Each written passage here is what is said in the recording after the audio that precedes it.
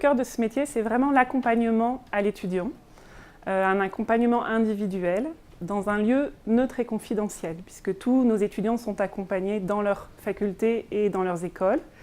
Et parfois, ils ont besoin d'un lieu plus neutre et plus confidentiel pour travailler sur leur orientation ou leur réorientation. Les étudiants qui viennent dans mon bureau sont souvent, ce que j'ai observé, c'est qu'ils sont souvent sans projet professionnel. Voilà, ils ont choisi une filière de formation comme le droit parce que c'est généraliste, mais il n'y a pas de projet professionnel. Et souvent, ils sont démotivés parce qu'ils ne savent pas pourquoi ils travaillent. Donc ici, moi, c'est vraiment l'axe, ce sont les métiers et le projet professionnel, et de prendre conscience qu'on choisit une filière de formation par rapport à un projet professionnel. Donc quand il n'y a pas de motivation, on retravaille sur les métiers et sur le projet professionnel pour trouver sa bonne filière de formation. C'est aussi l'avantage de notre université qui est pluridisciplinaire et donc qui permet effectivement des réorientations des facultés vers les écoles, mais aussi de nos écoles vers les facultés. Alors du coup, je suis venue par une affiche que j'avais vue à l'entrée.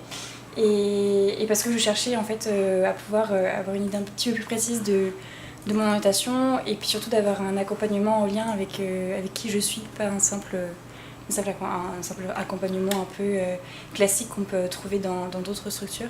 Et alors, vous étiez déjà dans une formation, vous en avez changé ? Non, moi j'étais en licence, donc en biologie ici à la Cato. Et du coup voilà, la biologie c'est un domaine très vaste qui débouche sur beaucoup de domaines. Du coup c'était intéressant de pouvoir voir un peu par rapport à mon profil et à ce que j'ai fait avant, comment aiguiller un peu mon parcours de façon plus précise. Et du coup ça vous a mené vers quoi ?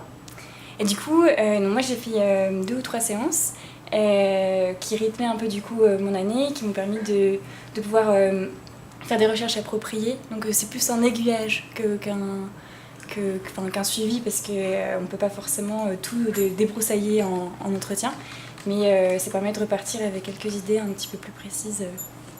Et puis surtout un peu relire un peu les points importants de son parcours et de voir qu'il y a un peu la trame et le fil rouge qui conduit ce qu'on a envie de faire. Ce sont des tests, mais qui sont très différents de ceux qu'on a en lycée et qui sont principalement justement focalisés sur les métiers.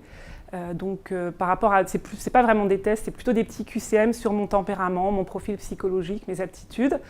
On encode tout ça dans une base de données de 1000 métiers, il nous sort une liste de métiers. Alors moi je mets toujours beaucoup de réserves par rapport aux résultats, c'est pas parce qu'il a dit psy qu'il faut l'être ou qu'il l'a pas mis qu'on n'a pas le droit de l'être, mais en tout cas c'est une porte d'entrée pour travailler. Alors on a un autre outil qui s'appelle Performance, il analyse notre comportement au travail, donc notre capacité de gérer notre stress, si on a envie de prendre le pouvoir ou pas, si on est plutôt extraverti ou introverti au travail. Et il va pouvoir nous donner un bilan qui sera complet par rapport à la personnalité de l'étudiant, mais dans le travail. Ça permet d'avoir un certain classement, on va dire, de métiers qui pourraient être en relation avec ce qu'on aime, qui sont parfois très différents les uns des autres, il y a quelques surprises. C'est pas à prendre en brut, c'est à l'étudiant après de chercher pourquoi il m'a proposé ça, et puis si je sors telle fiche de métier, qui est-ce que je pourrais aller interviewer, etc. Donc c'est vraiment dans une démarche personnelle de l'étudiant, on ne va pas faire le travail à sa place. Là, sur l'année écoulée, j'ai reçu 260 étudiants sur toute la Cato, sachant que c'est des rendez-vous individuels.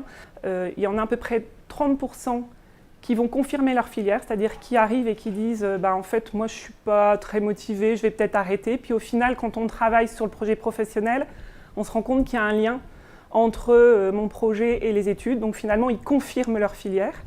Il y a à peu près 30% qui vont se réorienter. Et puis 30% à peu près sur la poursuite d'études, donc le choix des masters. Les 10 autres %, c'est ceux qui sont en réflexion.